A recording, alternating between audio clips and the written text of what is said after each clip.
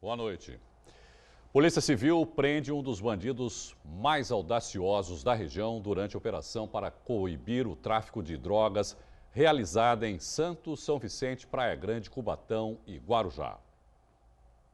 Átila Santana Chagas, de 25 anos, mais conhecido como Nego Átila, foi preso no início da tarde de hoje. Ele foi o autor do disparo contra uma lancha da Receita Federal após um assalto ao terminal de ônibus que fica no shopping Ferryboat Plaza, em Guarujá. O crime aconteceu no dia 19 de outubro do ano passado. Esse fato foi bastante noticiado na mídia. Ele estava com prisão decretada desde então e foi preso na data de hoje. Confessou a participação nesse roubo, confessou haver atirado contra a lancha da Receita Federal e também a prática de outros delitos na cidade do Guarujá. Alguma coisa foi encontrada com ele? Arma, droga? Foi encontrado um boné que é o mesmo que aparece nas filmagens desse roubo ao shopping. Átila foi capturado durante uma operação para coibir o tráfico de drogas em 6 cidades da Baixada Santista. Foi apreendida a maior quantidade de crack do ano. Lá no Guarujá mesmo, os policiais conseguiram prender 2 pessoas e quase 10 quilos de crack, uma apreensão bastante significativa. Tem uma droga suficiente aí para mais de 20 mil porções, né? Além da droga, foram apreendidas também 2 armas de uso restrito das Forças Armadas, uma metralhadora calibre 9mm e uma pistola 45. 165 policiais civis, além de 35 delegados, participaram da operação que durou 24 horas. Nós tivemos aí a condução aos órgãos policiais de 250 pessoas, 19 presas por força de flagrante delito, 56 por mandado de prisão, 149 envolvidas na prática de atos infracionais e ocorrências de menor potencial ofensivo. Outros 2 envolvidos no assalto ao Ferryboat Plaza já haviam sido presos no ano passado. Nego Átila foi capturado em casa no Jardim Conceiçãozinha, em Guarujá, e não resistiu à abordagem policial. Além do crack, foram apreendidos 45 quilos de maconha e 3,5 kg de cocaína. No Guarujá, 10 pescadores foram flagrados com 4 toneladas de pescado ilegal. Os acusados estavam com a licença de operação vencida. O grupo foi encontrado pela Polícia Militar Ambiental ontem à noite no Jardim Santa Maria e recebeu uma multa de 1,6 milhões de reais. Toda a carga apreendida será destinada para instituições de caridade da região. Servidores estatutários de Santos, que representam 10% do funcionalismo público, realizaram hoje um protesto em frente ao Paço Municipal. Os trabalhadores levaram carro de som e promoveram apitaço. O grupo trabalha no setor administrativo da Prefeitura de Santos. Os manifestantes alegam que, apesar de terem sido contratados para cargos diferentes, acabaram acumulando funções de servidores do mesmo departamento. Por isso, reivindicam equiparação salarial equivalente ao maior piso, que é de R$ 2.419. E o protesto não acontece só aqui. Nesse momento, existem uma grande quantidade de servidores que foram doar sangue e que, após a doação de sangue, vão estar vindo para cá. Ou seja, a intenção é que a administração sinta a ausência desses servidores. O sindicato da categoria afirma que o prefeito havia prometido enviar o projeto de lei com a mudança salarial para votação na Câmara dos Vereadores, mas voltou atrás. Isso daí foi debatido com a comissão de servidores, com o sindicato, durante 1 ano e meio, 2 anos, e na hora da concretização, na hora da execução, eles estão alegando que não tem recursos. O secretário de Gestão do município diz que realmente houve um acordo de reajuste salarial, mas com a redução no orçamento para este ano por causa da crise econômica no país, a mudança não foi colocada em prática. Esse plano custa mais de 9 milhões de reais anuais. 9 milhões de reais anuais. É um plano muito caro, um investimento nos servidores que, infelizmente, hoje a Prefeitura, por conta da conjuntura financeira, não tem condições de adimplir. Fábio Ferraz defende ainda que Santos foi a única cidade da Baixada Santista a dar um aumento salarial acima da inflação para os servidores em fevereiro deste ano. Um aumento de 11%, um aumento muito significativo para a realidade atual. Não encontramos municípios, estado que conseguiram aumento acima da inflação. A inflação acumulada no período foi de 10,67%. Portanto, dentro desse cenário de dificuldades que nós enfrentamos, a Prefeitura também mantém todos os salários em dia. Não há nenhum atraso de salário dos nossos servidores. A Prefeitura tem cerca de 1.150 funcionários na função administrativa. Como este é um ano eleitoral, o prefeito teria até o dia 13 de junho para aprovar e sancionar a lei de equiparação salarial para a categoria. Deixando de enviar o projeto, ele vai acabar a injeção da máquina, porque os servidores eles estão dispostos a fazerem apenas a função que está descrita no Diário Oficial, na hora do concurso, apenas aquilo. E se os servidores que desenvolvem atividade administrativa fizerem só o que está descrito no compete deles, ou quando eles prestam o concurso no Diário Oficial, a máquina para. Eles não têm gente para fazer, não tem material humano para desenvolver todas as atividades necessárias. A greve dos 1.250 funcionários da Codesave em São Vicente terminou. A categoria aprovou uma proposta do Tribunal Regional do Trabalho em que a empresa se compromete a pagar os salários em dia. Caso não cumpra a medida, a Codesave paga multa de 25% do valor de cada salário atrasado. A paralisação durou 2 semanas e afetou os serviços de catatreco, catentulho, varrição de rua e manutenção dos equipamentos públicos. E a Prefeitura de Santos divulgou hoje imagens de câmera de monitoramento de um acidente entre 2 carros na Vila Matias ontem à noite. 2 pessoas ficaram feridas. No vídeo, um veículo ultrapassa o sinal vermelho e ocasiona a batida no cruzamento das avenidas Senador Feijó e Rangel Pestana. Um dos automóveis capota. Pessoas que estavam no local prestaram o primeiro socorro às vítimas. O Corpo de Bombeiros e o SAMU foram acionados. Um motorista sofreu apenas ferimentos leves. Já o outro não teve estado de saúde divulgado.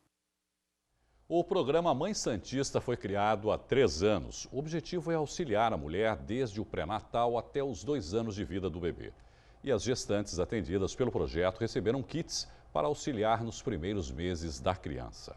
Lucimar está na 2ª gestação. Com 36 semanas, ela e o esposo Ártilas esperam o Yuri. A gravidez foi de risco por causa da pressão alta e diabetes. Todo o acompanhamento foi feito pela Rede Pública de Saúde. O casal já garantiu o enxoval do bebê pelo programa Mãe Santista. Já tive meu primeiro também, recebi o kit, né? E tô vindo aqui hoje já receber do segundo, né? Mas ajudou bastante na minha primeira gestação. Como a gravidez da minha esposa é de risco, ela tem diabetes gestacional, né, e pressão alta, eles acompanharam muito em cima, com bastante exame, né, que a gente não, até pensava que haveria bastante dificuldade para ter acesso à ultrassom morfológica, né. Não, eles abriram bastante leque, bastante exame, acompanharam em cima, e hoje mesmo ela com próximo de ganhar, ainda estão em cima. Todas as mulheres que participam do programa e estão no fim da gravidez receberam os kits. Além do enxoval para o bebê, as mamães ganharam produtos de higiene pessoal, como shampoo, condicionador, chinelo e escova de dente. Juana já está no 9º mês de gestação e a qualquer momento pode nascer a 2ª filha, a Raíssa. Quando eu recebi, eu não imaginava e é muito feliz, é muito bom ter isso. O programa Mãe Santista foi criado em 2013 para dar assistência à mulher desde o pré-natal até os 2 anos de vida do bebê.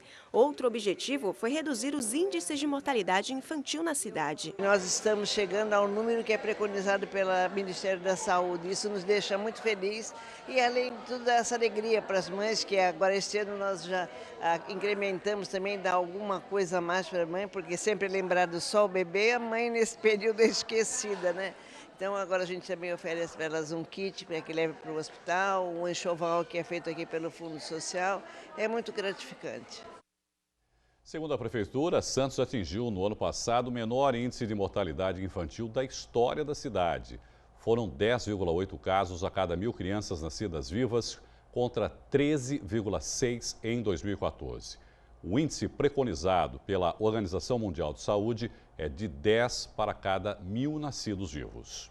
A Polícia Federal deflagrou hoje a 30ª fase da Operação Lava Jato, batizada de Operação Vício. Foram cumpridos mandados no Rio e em São Paulo. A Baixada Santista novamente foi incluída nas investigações, com buscas na Riviera de São Lourenço, em Bertioga, por um empresário que trabalha no fornecimento de materiais para a Petrobras. Em pouco mais de 2 anos, a Operação Lava Jato, em suas diversas fases, já resultou em 160 prisões, 574 mandados de busca e apreensão, 105 condenações e 51 acordos de colaboração premiada. Uma jornada que, pelo que se observa, está longe de terminar. Para falar sobre o assunto, nós recebemos o promotor Landolfo Andrade, do Ministério Público do Estado de São Paulo. Doutor Landolfo, boa noite, obrigado por participar conosco. A delação premiada, ou o termo correto que seria colaboração premiada, ganhou obviamente muita evidência agora na Operação Lava Jato, principalmente. O que é, como funciona, quais são as regras e em que situações ela pode ser utilizada, doutor Landolfo? Boa noite, Irineu, agradeço o convite, é uma honra estar aqui no seu programa e para falar de um assunto hoje que está tão em pauta, né, que é a investigação da Operação Lava Jato. Esse Instituto da Colaboração Premiada, ele foi melhor regulamentado pela Lei 12.850, de 2013. Ele permite que pessoas que estão sendo investigadas colaborem com as investigações, obtenham benefícios em razão dessa colaboração e, com isso, os operadores que estão à frente das investigações têm conseguido lançar essas investigações para patamares diferentes, né? A gente vê que o Ministério Público Federal, especificamente da Operação Lava Jato, ele tem produzido resultados fantásticos, juntamente com a Polícia Federal. Graças à colaboração premiada, doutor Landolfo, o senhor acredita que, por exemplo, as investigações não teriam chegado onde chegaram ou talvez tivessem tomado algum outro tipo de rumo sem a colaboração premiada? Com certeza não teriam, né? Esse instituto ele foi um importante reforço do sistema normativo de combate à corrupção. É um sistema complexo que envolve uma série de atos normativos, leis, e que com certeza ganhou um grande reforço no ano de 2013 com a melhor regulamentação desse Instituto da Colaboração Premiada. Mas eu já ouvi parlamentares, por exemplo, defendendo mudanças na colaboração premiada, doutor Landolfo. Isso é natural. Porque, de alguma maneira, eles acham que agora qualquer pessoa vai querer primeiro fazer a colaboração premiada, independente de qualquer coisa, e mais ou menos partindo por esse caminho. Eu quero fazer colaboração premiada antes de qualquer coisa. Qualquer pessoa que cometa um crime já vai chegar lá dizendo que quer fazer a colaboração premiada. Não é tão simples, Irineu. A colaboração premiada, ela, para ser formalizada, ela tem que atender uma série de requisitos. Sim. Tem que estar presente uma série de requisitos. Que devem ser comprovados depois, né, doutor Landolfo? Não basta também chegar lá e falar como um papagaio de uma maneira popular e depois não se comprovar nada do que foi dito. É um acordo que é feito entre os investigadores e o investigado. E se o investigado não cumprir a sua parte no acordo, ele não tem os benefícios. Chegou a acontecer, inclusive, agora na Lava Jato, acho, uma situação dessa. Sim, né? Um descumprimento recente. É natural que haja críticas ao Instituto que tem trazido tantos problemas para quem se envolve em organização criminosa. Nós tivemos uma reação do sistema corrupto na Itália, quando houve a Operação Mãos Limpas. Então, é natural que haja a pretensão de reagir contra a Operação Lava Jato. O senhor acredita que a gente corre o risco de acontecer alguma coisa nesse sentido aqui? Porque lá, na verdade, os políticos também se mobilizaram para fazer uma grande mudança, né, na legislação. Corremos esse risco? O risco é real e iminente. Existe? Sim, nós tivemos, por exemplo, só para citar um exemplo, dia 18 de dezembro de 2015, a então presidente Dilma aprovou uma medida provisória que alterou a lei anticorrupção empresarial, que não tinha nem 2 anos de existência. E essa alteração, ela atingiu um ponto importante da lei anticorrupção, que é o acordo de leniência.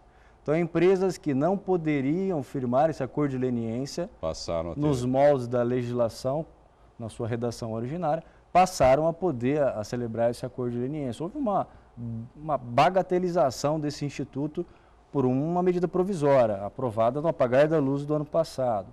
Tem projeto de lei para alterar a Lei 12.850 para produzir o mesmo efeito nesse Instituto da Colaboração Premiada, Uma vez celebrada a colaboração premiada, nos termos do projeto do deputado Paulo Teixeira, do PT, não vai poder mais haver busca e apreensão, quebra de sigilo bancário, ou seja, interrompe-se a investigação, o que é um absurdo, e mais uma reação por parte de quem não tem interesse em que a investigação descubra a verdade. A verdade é essa. Gostaria que o senhor, já que o senhor tocou, né, no assunto leniência, que também queria abordar, fizesse um paralelo aí das diferenças entre o que é leniência e a colaboração premiada. A leniência é para empresas, no caso.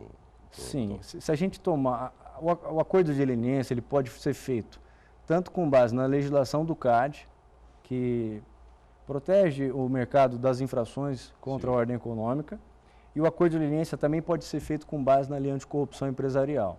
Quando firmado com base na lei anticorrupção empresarial, ele atinge apenas as empresas. Então, com base na lei anticorrupção empresarial, somente as empresas vão celebrar o acordo de leniência. De outro lado, a colaboração premiada, ela é firmada com pessoas naturais, com pessoas físicas. São as pessoas que praticaram os crimes. Pessoa física, um exemplo é uma grande diferença. Prático, né? Desculpe interromper até.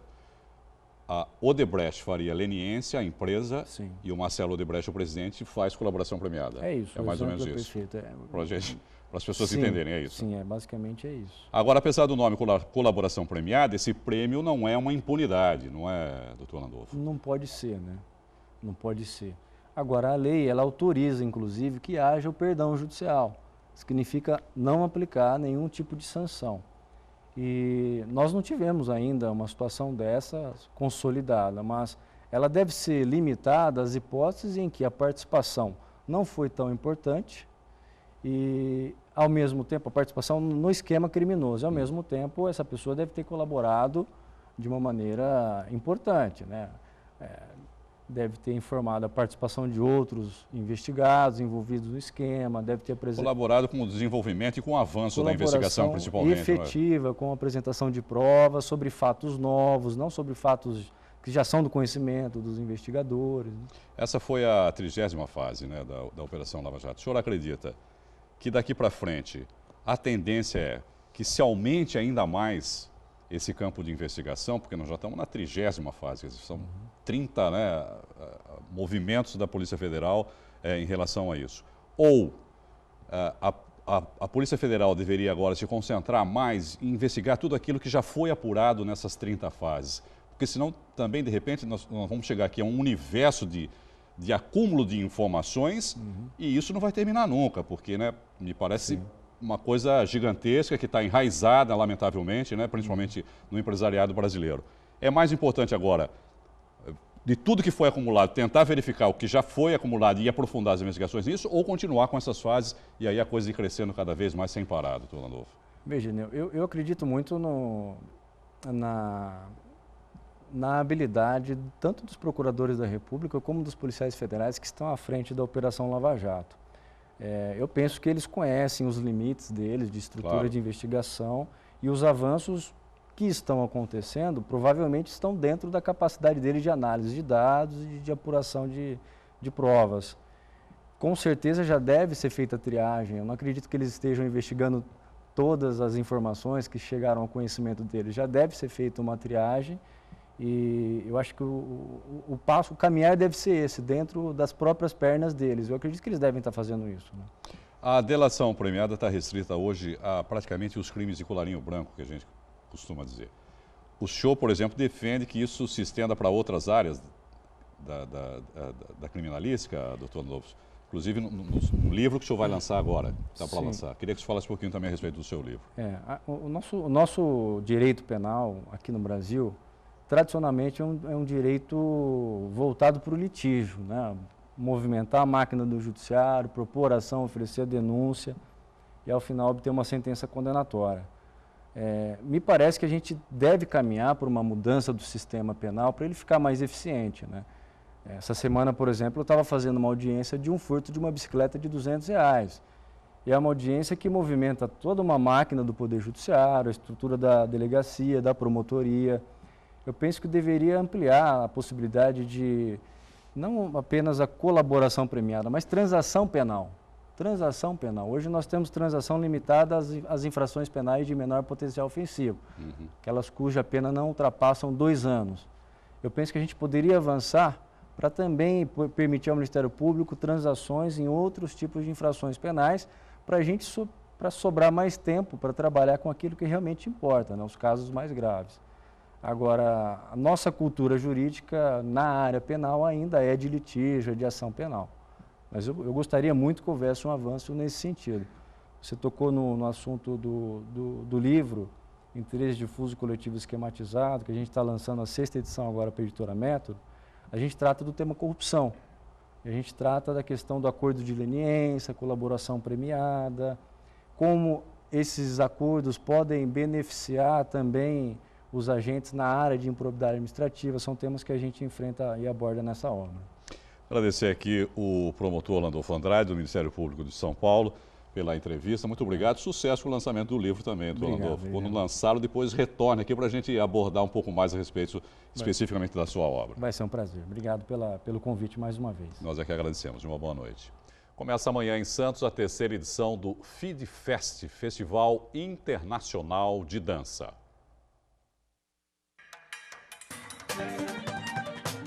Na noite de abertura, a partir das 8h30, no Teatro Brás Cubas, acontece a apresentação do balé O Que Nos Move, um balé nada russo.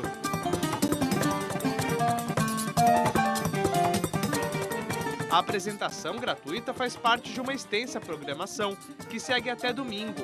O FIDFest tem como objetivo disseminar a dança na Baixada Santista e formar público para o gênero artístico, que tem crescido no país. Um evento americano serviu de inspiração para o festival. Durante a minha estadia nos Estados Unidos, eu acabei assistindo um grande festival de dança contemporânea que acontece lá, que é o Fall for Dance. E aí eu me inspirei e tive a ideia de trazer um festival parecido, que seja feito no outono brasileiro. Por isso o Fall for Dance, o FIDFest Brasil.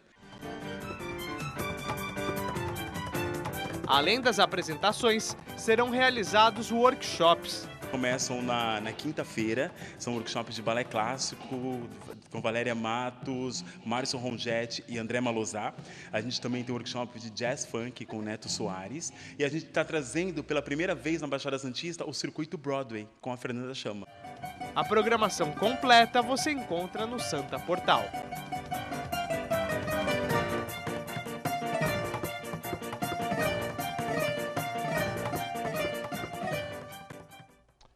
Uma última informação, a Prefeitura de Santos informou que a Avenida Bartolomeu de Gusmão está bloqueada no Canal 6, no sentido Ponta da Praia, por causa da alta da maré. Parte da mureta ficou danificada no trecho. Quem segue para a Fila da Balsa deve fazer um desvio e seguir pela Epitácio Pessoa e Rua Rei Alberto até o Canal 7.